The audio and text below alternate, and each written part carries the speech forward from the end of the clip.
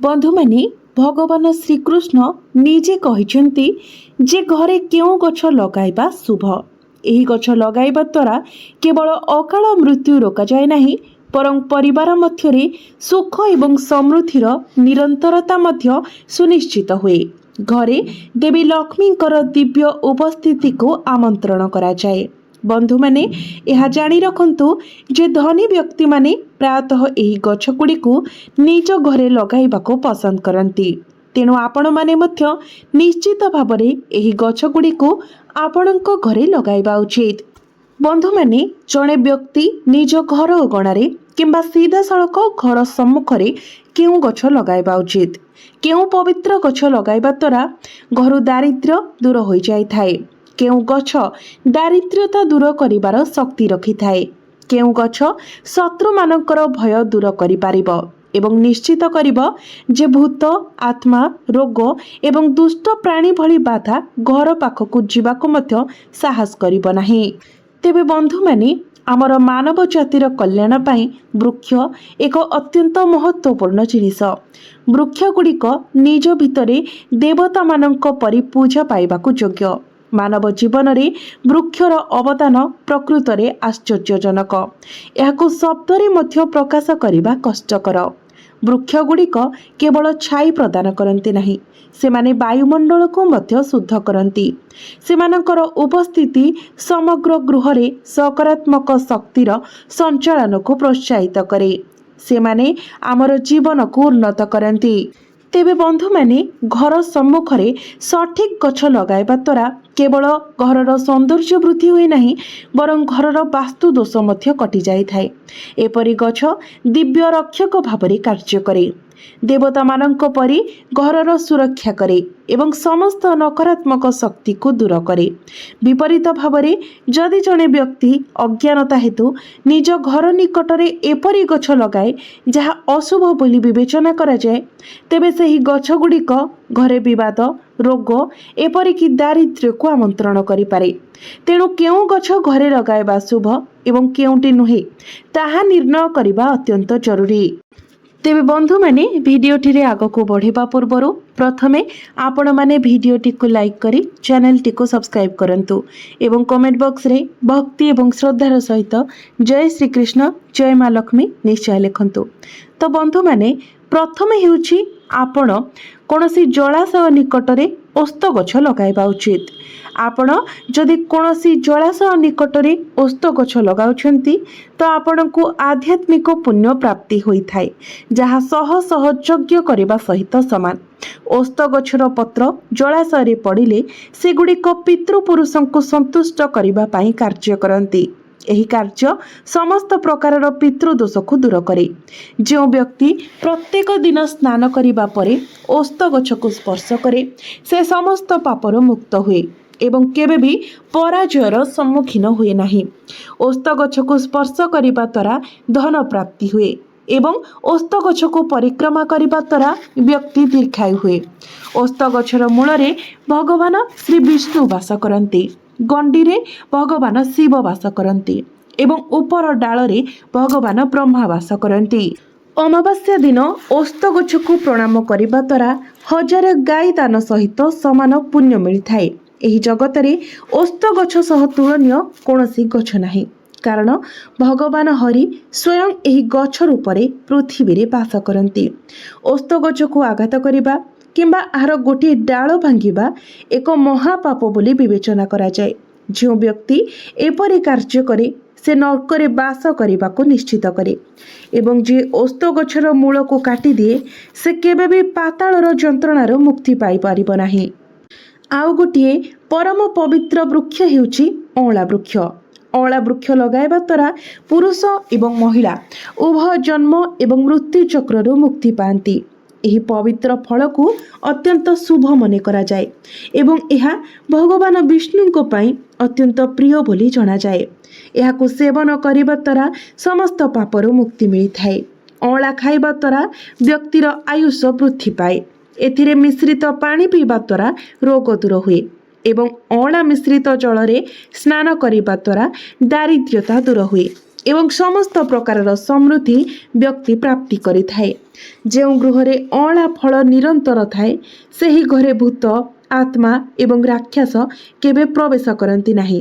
ଏକାଦଶୀ ଦିନ ଅଁଳା ଗଛ ପୂଜା କରିବା ଦ୍ୱାରା ବିଶ୍ୱର ସମସ୍ତ ପବିତ୍ର ତୀର୍ଥସ୍ଥାନ ପରିଦର୍ଶନ କରିବା ଠାରୁ ଅଧିକ ଆଧ୍ୟାତ୍ମିକ ପୁଣ୍ୟ ମିଳିଥାଏ। ଯେଉଁ ବ୍ୟକ୍ତିଙ୍କର ବାସସ୍ଥାନ ସମ୍ମୁଖରେ ଅଁଳା ଗଛ ବଢ଼େ ସେହି ଘରେ ସ୍ୱୟଂ ଭଗବାନ ନାରାୟଣ ଏବଂ ଲକ୍ଷ୍ମୀ ବାସ କରନ୍ତି। ତୃତୀୟରେ ହେଉଛି ଅଶୋକ ଗଛ। ଅଶୋକ ଗଛ ଅପ୍ସରାମାନଙ୍କର ବାସସ୍ଥାନ ଭାବରେ କାର୍ଯ୍ୟ କରେ। ଏହି ଗଛ ଦୁଃଖ ଦୂର କରିବା ଏବଂ ନିରାଶା ଦୂର କରିବା ପାଇଁ ପ୍ରସିଦ୍ଧ। ଏହି ଗଛ ଘର ପାଖରେ ଲଗାଇବା ଦ୍ୱାରା ପରିବାର ମଧ୍ୟରେ ଶାନ୍ତି ଏବଂ ସୌହାର୍ଦ୍ଦ୍ୟ ବଜାୟ ରହିଥାଏ। ଅଶୋକ ଗଛ ଶୀତଳତା ଏବଂ ଯୌବନ ପ୍ରଦାନ କରେ ବୋଲି ଜଣାଯାଏ। ରାବଣ ଦ୍ୱାରା ଅପହରଣ ପରେ ଯେତେବେଳେ ଦେବୀ ଲକ୍ଷ୍ମୀ ସୀତା ଭାବରେ ଅବତାର ଗ୍ରହଣ କଲେ ସେ ଅଶୋକ ବାଟିକାରେ ବାସ କରିଥିଲେ। ସେହି ସମୟରେ ଅଶୋକ ଗଛ ମାତା ସୀତାଙ୍କର ଅନେକ ସେବା କରିଥିଲା। ଫଳସ୍ୱରୂପ ମା ସୀତା ଅଶୋକ ଗଛକୁ ଏକ ବରଦାନ ଦେଇଥିଲେ। କହିଥିଲେ ଯେ ଏହି ଗଛ ଯେଉଁଠାରେ ରହିବ ସେ ନିଜେ ସେଠାରେ ଅନନ୍ତ କାଳ ପାଇଁ ବାସ କରିବେ। ଚତୁର୍ଥରେ ହେଉଛି ଡିମିରି ଗଛ। ପ୍ରତ୍ୟେକ ବ୍ୟକ୍ତି ଏକ ଡିମିରି ଗଛ ଲଗାଇବା ଉଚିତ। ଏହି ଗଛ ଲଗାଇବା ଦ୍ୱାରା ପ୍ରାପ୍ତ ଆଧ୍ୟାତ୍ମିକ ପୁଣ୍ୟକୁ ମହାଯଜ୍ଞ କରିବା ସହିତ ସମାନ ବୋଲି ବିବେଚନା କରାଯାଏ। କଳିଯୁଗରେ ମଣିଷ ବ୍ୟାପକ ଯଜ୍ଞ କରିପାରନ୍ତି ନାହିଁ, ତେଣୁ ସେମାନେ ନିଶ୍ଚିତ ଭାବରେ ଏକ ଡିମିରି ଗଛ ଲଗାଇବା ଉଚିତ। ପଞ୍ଚମରେ ହେଉଛି ଲିମ୍ବ ଗଛ। ଲିମ୍ବ ଗଛ ଲଗାଇବା ଦ୍ୱାରା ସୂର୍ଯ୍ୟଦେବ ପ୍ରସନ୍ନ ହୁଅନ୍ତି। ଲିମ୍ବ ଗଛ ଦୀର୍ଘାୟୁମାନ ହୋଇଥାଏ ବୋଲି ବିଶ୍ୱାସ କରାଯାଏ। ଏହାକୁ ଘର ପାଖରେ ଲଗାଇବା ଦ୍ୱାରା ବିଭିନ୍ନ ରୋଗରୁ ମୁକ୍ତି ମିଳିଥାଏ ଏବଂ ଏହାର ପତ୍ର ମା ଲକ୍ଷ୍ମୀଙ୍କୁ, ମା ଦୁର୍ଗାଙ୍କୁ ବିଶେଷ ଭାବରେ ପ୍ରିୟ। ଏହି କାରଣରୁ ଲିମ୍ବ ଗଛ ନିକଟରେ ସେମାନେ ବାସ କରନ୍ତି। ନିଜ ଘର ଆଗରେ ଲିମ୍ବ ଗଛ ଲଗାଇବା ଦ୍ୱାରା ଧନ ଏବଂ ସମୃଦ୍ଧି ପ୍ରାପ୍ତି ହୁଏ। ଷଷ୍ଠରେ ହେଉଛି ଜାମୁକୋଳି ଗଛ। ଯଦି କୌଣସି ବ୍ୟକ୍ତି କନ୍ୟା ସନ୍ତାନ ପ୍ରାପ୍ତ କରିବାକୁ ଚାହାନ୍ତି ତେବେ ସେମାନେ ନିଶ୍ଚିତ ଭାବରେ ଏକ ଜାମୁକୋଳି ଗଛ ଲଗାଇବା ଉଚିତ। ଯେଉଁ ଘର ସମ୍ମୁଖରେ ଜାମୁକୋଳିର ଗଛ ଥାଏ ସେଠାରେ ଏକ ସର୍ବଗୁଣା ସମ୍ପନ୍ନା କନ୍ୟା ଜନ୍ମ ହୁଏ, ଯାହା ସମଗ୍ର ବଂଶ ପାଇଁ ଗୌରବ ଏବଂ ସମ୍ମାନ ଆଣିଥାଏ। ସପ୍ତମରେ ହେଉଛି ବେଲ ଗଛ। ଭଗବାନ ଶିବ ବେଲ ଗଛ ମଧ୍ୟରେ ବାସ କରନ୍ତି, ଯେତେବେଳେ କି ଦେବୀ ପାର୍ବତୀ ଗୋଲାପ ଗଛରେ ବାସ କରନ୍ତି। ତେଣୁ ଯଦି ବେଲ ଗଛ ସହିତ ଏକ ଗୋଲାପ ଗଛ ଲଗାଯାଏ ତେବେ ଭଗବାନ ଶିବ ଏବଂ ମାତା ପାର୍ବତୀଙ୍କର ଆଶୀର୍ବାଦ ପ୍ରାପ୍ତ ହୁଏ।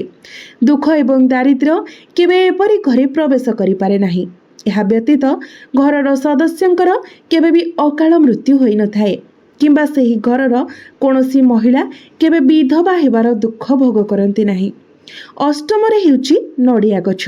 ନଡ଼ିଆ ଗଛ ଲଗାଇବା ଦ୍ୱାରା ଜଣେ ପୁରୁଷ ଅନେକ ସଦ୍ଗୁଣ ଏବଂ ଗୁଣୀ ସନ୍ତାନର ପିତା ହୋଇପାରନ୍ତି। ପ୍ରାୟ ପ୍ରତ୍ୟେକ ଧାର୍ମିକ କାର୍ଯ୍ୟରେ ନଡ଼ିଆ ଏକ ଅପରିହାର୍ଯ୍ୟ ଉପାଦାନ ଏବଂ ଏହାକୁ ଅତ୍ୟନ୍ତ ଶୁଭ ବୋଲି ବିବେଚନା କରାଯାଏ। ଗନ୍ଧର୍ବ କୁଣ୍ଡ ଏବଂ ମଲ୍ଲି ଫୁଲ ଗଛରେ ଦେବତାମାନେ ବାସ କରନ୍ତି ବୋଲି ବିବେଚନା କରାଯାଏ। ଫଳସ୍ୱରୂପ ଘର ପାଖରେ ମଲ୍ଲି ଫୁଲ ଲଗାଇବା ଦ୍ୱାରା କାର୍ଯ୍ୟର ସଫଳ ସମାପ୍ତି ଏବଂ ଶୁଭ ଫଳ ପ୍ରାପ୍ତି ହୋଇଥାଏ। ବିଶେଷ କରି ଯେଉଁମାନେ କଳା କ୍ଷେତ୍ରରେ କାର୍ଯ୍ୟ କରୁଛନ୍ତି ସେମାନେ ନିଶ୍ଚିତ ଭାବରେ ନିଜର ଘର ପରିସରରେ ମଲ୍ଲି ଫୁଲ, କୁନ୍ଦ ଫୁଲ ଲଗାଇବା ଉଚିତ।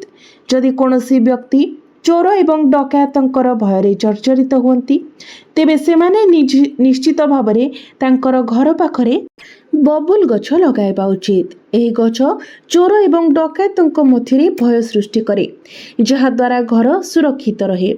କିଛି ଗଛ ଆଧ୍ୟାତ୍ମିକ ପୁଣ୍ୟ ଏବଂ ଧନ ପ୍ରଦାନ କରେ ବୋଲି ବିଶ୍ୱାସ କରାଯାଏ। ଏହି ଗଛ ଲଗାଇବା ଦ୍ୱାରା ଦୁଃଖ ଏବଂ ଦାରିଦ୍ର୍ୟ ଦୂର କରିବାରେ ସାହାଯ୍ୟ ହୁଏ। ଯଦି ଘରର ଉତ୍ତର ଦିଗରେ 5ଟି କନକ ଚମ୍ପା ଗଛ ଲଗାଯାଏ ତେବେ ଏହା ଧନ ବୃଦ୍ଧି କରେ। କଦଳୀ ଗଛକୁ ମଧ୍ୟ ଅତ୍ୟନ୍ତ ଶୁଭ ବୋଲି ବିବେଚନା କରାଯାଏ। ଏହା ଘରେ ସୁଖ, ସମୃଦ୍ଧି ଏବଂ ଆନନ୍ଦ ଆଣିଥାଏ। ଭଗବାନ ବିଷ୍ଣୁ କଦଳୀ ଗଛ ମଧ୍ୟରେ ବାସ କରନ୍ତି ବୋଲି ବିଶ୍ୱାସ କରାଯାଏ। ଫଳସ୍ୱରୂପ ଘରେ କଦଳୀ ଗଛ ରହିବା ନିଶ୍ଚିତ କରେ ଯେ ପରିବାର କେବେ ଧନ ଅଭାବର ସମ୍ମୁଖୀନ ହୁଏ ନାହିଁ। ହରସିଙ୍ଗାର ବା ପାରିଜାତ, ଯାହାକୁ ଆମେ ଗଙ୍ଗଶିଉଳି ଭାବରେ ଜାଣିଥାଉ। ଏହି ଗଛଟି ସମୁଦ୍ର ମନ୍ଥନ ସମୟରେ ଉତ୍ପନ୍ନ ହୋଇଥିଲା, ଯେଉଁଠାରୁ ଦେବୀ ଲକ୍ଷ୍ମୀଙ୍କର ଆବିର୍ଭାବ ହୋଇଥିଲା। ଏହି କାରଣରୁ ଏହି ଗଙ୍ଗଶିଉଳି ଗଛଟିର ଅପାର ମହତ୍ତ୍ୱ ରହିଛି। ଯଦି ଆପଣ ଆପଣଙ୍କ ଘରେ ଗଙ୍ଗଶିଉଳି ଗଛ ଲଗାଉଛନ୍ତି, ତେବେ ଆପଣଙ୍କୁ ଦେବୀ ଲକ୍ଷ୍ମୀଙ୍କର ବିଶେଷ ଆଶୀର୍ବାଦ ପ୍ରାପ୍ତି ହେବ। ଘରର ଅଗଣାରେ ଏକ ନଡ଼ିଆ ଗଛ ରହିବା ଦ୍ୱାରା ଏକ ଚିରସ୍ଥାୟୀ ଶୁଭ ପରିବେଶ ସୁନିଶ୍ଚିତ ହୁଏ ଏବଂ ସେହି ଘରର ସଦସ୍ୟମାନେ ସମାଜରେ ଅନେକ ମାନ ସମ୍ମାନ ପ୍ରାପ୍ତି କରନ୍ତି। ଜଣେ ସୁନ୍ଦର ପତ୍ନୀ ଚାହୁଁଥିବା ବ୍ୟକ୍ତି ଏକ ଡାଳିମ୍ବ ଗଛ ଲଗାଇବା ଉଚିତ। ଜଣେ ସୁନ୍ଦର, ଗୁଣବତୀ ଏବଂ ସୌଭାଗ୍ୟଶାଳୀ ପତ୍ନୀ ପାଇବାକୁ ଚାହୁଁଥିଲେ ବ୍ୟକ୍ତି ନିଃସନ୍ଦେହରେ ନିଜ ଘର ଅଗଣାରେ କିମ୍ବା ନିକଟବର୍ତ୍ତୀ ଅଞ୍ଚଳରେ ଏକ ଡାଳିମ୍ବ ଗଛ ଲଗାଇବା ଉଚିତ। ଡାଳିମ୍ବ ଗଛ କେବଳ ସ୍ୱାସ୍ଥ୍ୟବର୍ଦ୍ଧକ ଫଳ ପ୍ରଦାନ କରେ ନାହିଁ, ବରଂ ଏହାକୁ ଶୁଭ ଏବଂ ସୌନ୍ଦର୍ଯ୍ୟର ପ୍ରତୀକ ଭାବରେ ମଧ୍ୟ ବିବେଚନା କରାଯାଏ। ଏହାର ସ୍ପନ୍ଦନଶୀଳ ଲାଲ ଫୁଲ ଏବଂ ଫଳ ସହିତ ଡାଳିମ୍ବ ଗଛ ସକାରାତ୍ମକ ଶକ୍ତି ବିକିରଣ କରେ। ଏହାକୁ ଦେବୀ ଲକ୍ଷ୍ମୀଙ୍କର ପ୍ରତୀକ ମଧ୍ୟ ବିବେଚନା କରାଯାଏ ଏବଂ ଘରେ ଏହାର ଉପସ୍ଥିତି ଧନ, ସମୃଦ୍ଧି ଏବଂ ପାରିବାରିକ ସମନ୍ୱୟ ବୃଦ୍ଧି କରେ। ଡାଳିମ୍ବ ଖାଇବା ଦ୍ୱାରା ଶରୀରକୁ ସୁସ୍ଥ ଏବଂ ଉଜ୍ଜ୍ୱଳ ରଖିବାରେ ସାହାଯ୍ୟ କରେ। ତେବେ ବନ୍ଧୁମାନେ, ମନେ ରଖନ୍ତୁ, ଘର ଭିତରେ କଣ୍ଟାଯୁକ୍ତ ଗଛ ଲଗାଇବା ଦ୍ୱାରା ବାସ୍ତୁ ଦୋଷ ସୃଷ୍ଟି ହୁଏ। ଫଳସ୍ୱରୂପ ଘରର ସଦସ୍ୟମାନଙ୍କୁ ଆର୍ଥିକ କଷ୍ଟ, ସ୍ୱାସ୍ଥ୍ୟ ସମସ୍ୟା ଏବଂ ଘରୋଇ କଳହର ସମ୍ମୁଖୀନ ହେବାକୁ ପଡ଼ିପାରେ। କେବେ ବି ଘର ମଧ୍ୟରେ ଘରର ଆଖପାଖରେ ତାଳ ଗଛ ଲଗାଇବା ଉଚିତ ନୁହେଁ। ଖଜୁରୀ ଗଛ ମଧ୍ୟ ବଂଶ ବିନାଶ କରେ ବୋଲି ଜଣାଯାଏ। ଖଜୁରୀ ଗଛ ପାଖରେ ଥିବା ଘରର ପିଲାମାନେ କେବେ ଉନ୍ନତି କରିପାରନ୍ତି ନାହିଁ। ଏହା ବ୍ୟତୀତ କେହି କେବେ ନିଜ ଘର ପାଖରେ ବାହାଡ଼ା ଗଛ ଲଗାଇବା ଉଚିତ ନୁହେଁ, କାରଣ ଏହି ଗଛରେ ଆତ୍ମାମାନେ ବାସ କରନ୍ତି ବୋଲି ବିଶ୍ୱାସ କରାଯାଏ। କୁହାଯାଏ ଯେ ଯେଉଁ ବ୍ୟକ୍ତି ବାହାଡ଼ା ଗଛ ଲଗାଏ ସେ ଶେଷରେ ଆତ୍ମା ହୋଇଯାଏ। ପୂଜା କିମ୍ବା ପ୍ରାର୍ଥନା କରିବା ପାଇଁ କେବେ ବି ଏହା ତଳେ ବସିବା ଉଚିତ ନୁହେଁ। ଘର ଭିତରେ ଏପରି କୌଣସି ଗଛ ଲଗାଇବା କଡ଼ାକଡ଼ି ଭାବରେ ଏଡ଼ାଇବା ଉଚିତ, ଯାହାକୁ ଯଦି ଆପଣ କାଟୁଛନ୍ତି କିମ୍ବା ସେହି ଗଛ ଯଦି ଭାଙ୍ଗି ଯାଉଛି ଏବଂ ସେଥିରୁ କ୍ଷୀର ବାହାରୁଛି, ଏଇଭଳି ଗଛ କେବେ ବି ଆପଣ ଘର ପରିସରରେ କିମ୍ବା ଆଖପାଖରେ ଲଗାଇବା ଉଚିତ ନୁହେଁ, କାରଣ ଏହା କରିବା ଦ୍ୱାରା ଆପଣ ନିଜେ ଆପଣ ଦୁର୍ଗତିର ନିମନ୍ତ୍ରଣ କରିଥାନ୍ତି। ସେହିପରି ଘର ସାମ୍ନାରେ କେବେ ବି ଆପଣ ବରକୋଳି ଗଛ ମଧ୍ୟ ଲଗାଇବା ଉଚିତ ନୁହେଁ। ଏହାର ଉପସ୍ଥିତି ନକାରାତ୍ମକତାକୁ ପ୍ରୋତ୍ସାହିତ କରେ, ଆର୍ଥିକ ବିନାଶ ଆଡ଼କୁ ନେଇଯାଏ ଏବଂ ଦୁର୍ଭାଗ୍ୟକୁ ଆକର୍ଷିତ କରେ। ଘର ପାଖରେ କେବେ ବି ଆମ୍ବ ଗଛ ଲଗାଇବା ମଧ୍ୟ ଉଚିତ ନୁହେଁ। ଯଦିଓ ଆମ୍ବ ଫଳ ଅତ୍ୟନ୍ତ ମଧୁର ଏବଂ ପ୍ରିୟ, କିନ୍ତୁ ସେହି ଗଛର ଛାଇ ଯଦି ସିଧାସଳଖ ଘର ଉପରେ ପଡ଼େ, ଏହା ଶୁଭ ଫଳ ଦେବା ପରିବର୍ତ୍ତେ ଅଶୁଭ ଫଳ ପ୍ରଦାନ କରେ। ତେଣୁ ଘରଠାରୁ ନିର୍ଦ୍ଦିଷ୍ଟ ଦୂରତାରେ ଆମ୍ବ ଗଛ ଲଗାଇବା ଉଚିତ। ସେହିପରି ଘର ସାମ୍ନାରେ ଅମୃତଭଣ୍ଡା ଗଛ ମଧ୍ୟ ଲଗାଇବା ଉଚିତ ନୁହେଁ।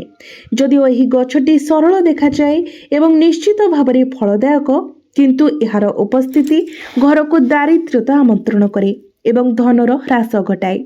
ଯଦି ଆପଣଙ୍କ ଘରର ପୂର୍ବ ଦିଗରେ ଓସ୍ତ ଗଛ ଅଛି, ତେବେ ଏହା ଦାରିଦ୍ର୍ୟତା ଏବଂ ବିବାଦର ଉତ୍ସ ପାଲଟିଯାଏ। ବିପରୀତରେ ଯଦି ଘରର ପଶ୍ଚିମ ଦିଗରେ ଏକ ବରଗଛ ଅଛି, ତେବେ ପରିବାର ମଧ୍ୟରେ ଦୁଃଖର ପରିବେଶ ସୃଷ୍ଟି ହୁଏ। ଯଦି ଆପଣ ଘରର ଦକ୍ଷିଣ ଦିଗରେ ତୁଳସୀ ଗଛ ଲଗାଉଛନ୍ତି, ତେବେ ଆପଣଙ୍କର ପିଲାମାନଙ୍କୁ ଦୁଃଖ ସହିବାକୁ ପଡ଼ିପାରେ। ମା ତୁଳସୀ ନିଜେ ପବିତ୍ର, ହେଲେ ବି ତାଙ୍କୁ ଉପଯୁକ୍ତ ଦିଗରେ ରଖିବା ନିଶ୍ଚିତ କରିବା ଅତ୍ୟନ୍ତ ଜରୁରୀ।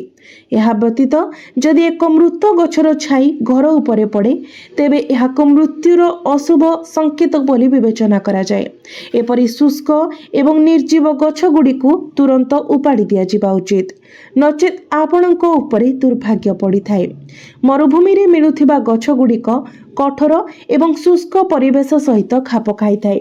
ଯଦିଓ ସେମାନଙ୍କର କଣ୍ଟା ଏବଂ ଘନ ଡାଳ ସେମାନଙ୍କୁ ବଞ୍ଚିବା ପାଇଁ ସକ୍ଷମ କରିଥାଏ, ସେମାନଙ୍କର ଅନ୍ତର୍ନିହିତ ପ୍ରକୃତିକୁ ଘର କିମ୍ବା ଅଗଣା ପାଇଁ ଶୁଭ ବୋଲି ବିବେଚନା କରାଯାଏ ନାହିଁ। ଏପରି ଗଛ ଘର ଭିତରେ ନକାରାତ୍ମକତା ପ୍ରବେଶ କରାଏ। ତ ବନ୍ଧୁମାନେ, ଏପରି ଗଛ କେବେ ବି ନିଜ ଘରର ପରିସର ଭିତରେ କିମ୍ବା ଆଖପାଖରେ ଲଗାନ୍ତୁ ନାହିଁ, ଯାହା ଆପଣଙ୍କ ପାଇଁ ଦୁର୍ଭାଗ୍ୟ ଆଣିଥାଏ। तेबे बंधु माने मोर एही भिडियोटी जदि आपणमानंकु भल लागिथाय तो भिडियोटी को लाइक करी चैनलटी को सब्सक्राइब करि देबे एवं कमेंट बॉक्स रे भक्ति एवं श्रद्धार सहित जय श्री कृष्ण जय माँ लक्ष्मी निश्चय लिखिबे।